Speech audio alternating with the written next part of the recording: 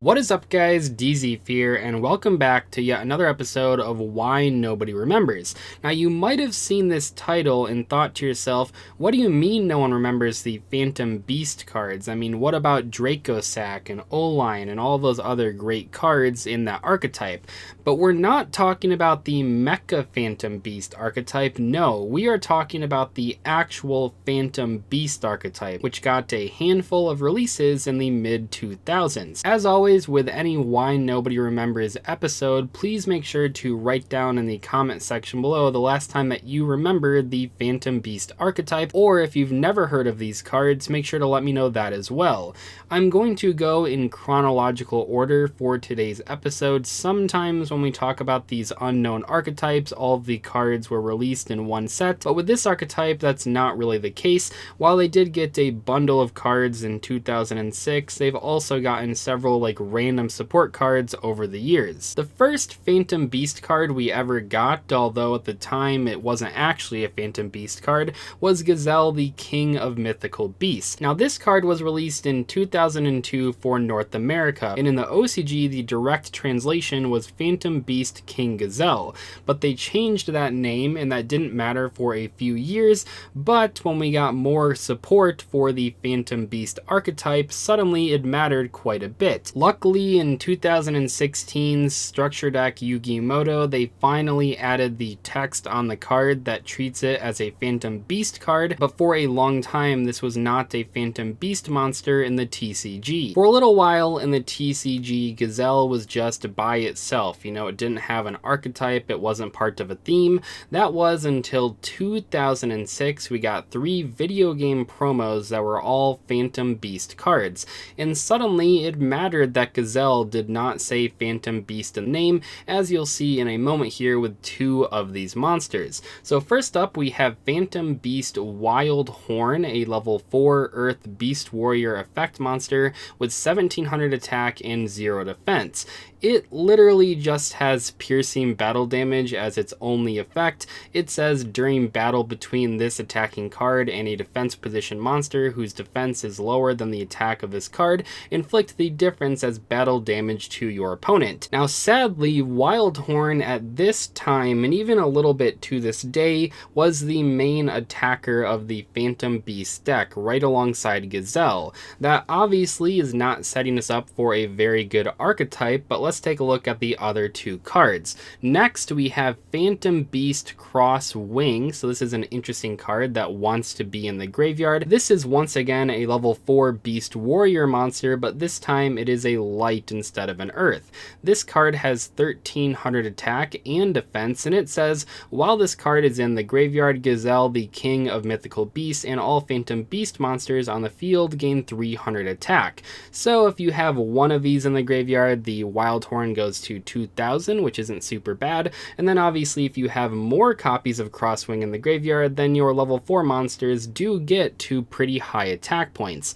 They still wouldn't really have good on-board effects, which kind of sucks, but at least you would have a lot of attack and maybe you could do some damage. The final video game promo from 2006 was Phantom Beast Thunder Pegasus, a level 4 light beast warrior with 700 attack and 2000 defense. Once again here we have yet another card that wants to be in the graveyard. This one says, when your opponent's monster declares an attack, you can remove from play this card from your graveyard to make the battle damage taken by one Gazelle, the King of Mythical Beasts, or Phantom Beast monster 0. When this happens, that monster is not destroyed by battle. This effect is not completely terrible, and perhaps if this card would have been in another archetype back in the day, it might have seen play, but I do want to caution you guys against falling into the trap that a lot of people fall into when I talk about older school cards.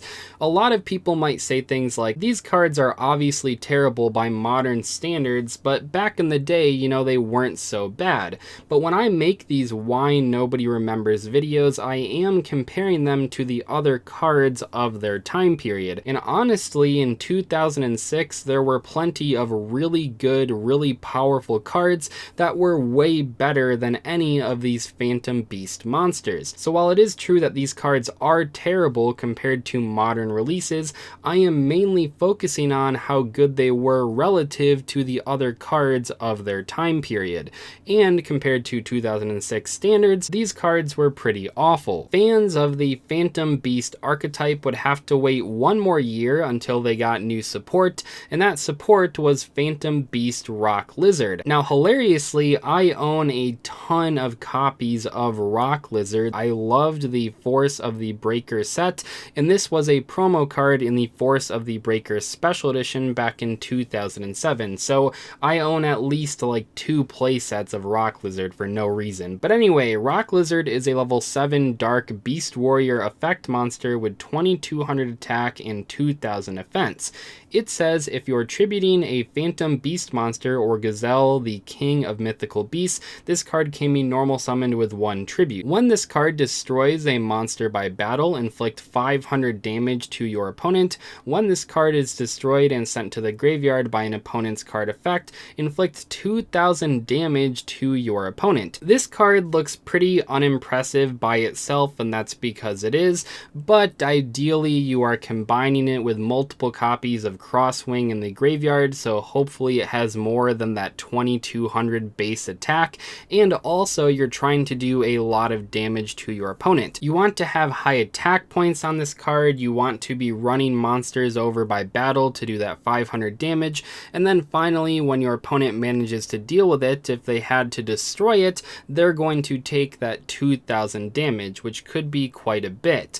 Now realistically, this is way too slow. I think it would have been a lot better if it was just a special summon this card by tributing 1 Phantom Beast monster or Gazelle, the king of mythical beasts, but I guess by 2007 standards they thought that would be too good.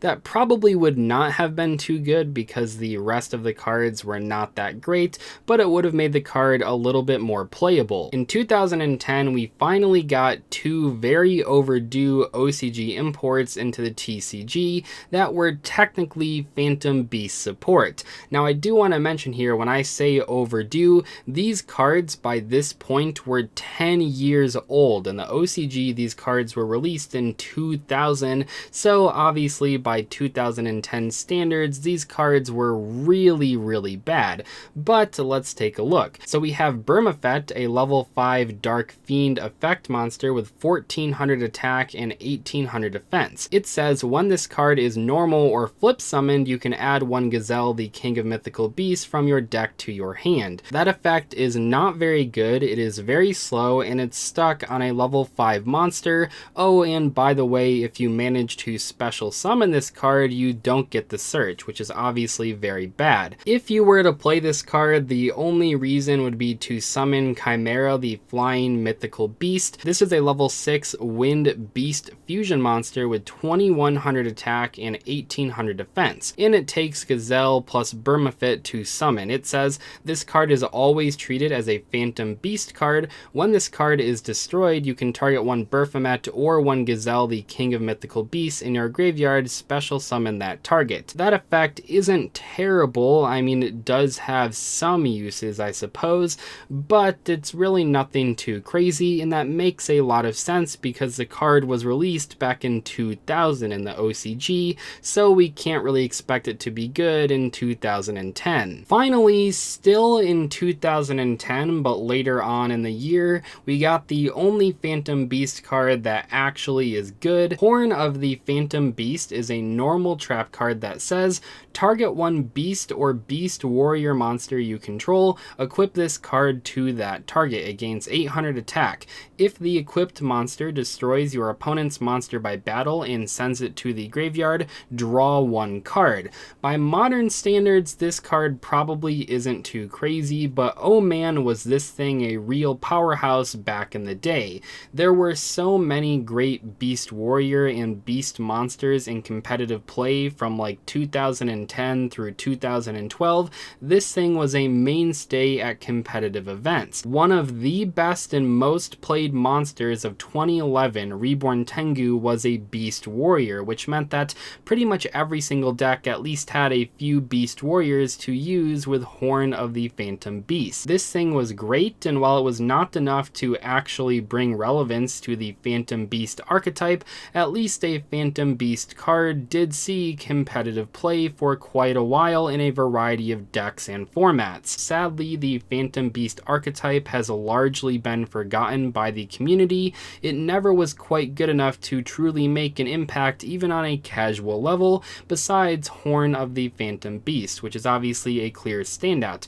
But I think a lot of people, even back in the day, did not realize that Horn of the Phantom Beast was technically part of an already existing archetype. A lot of people just knew it as a standalone normal trap card. I'll see you guys later though. Thank you so much for watching today's video. Goodbye.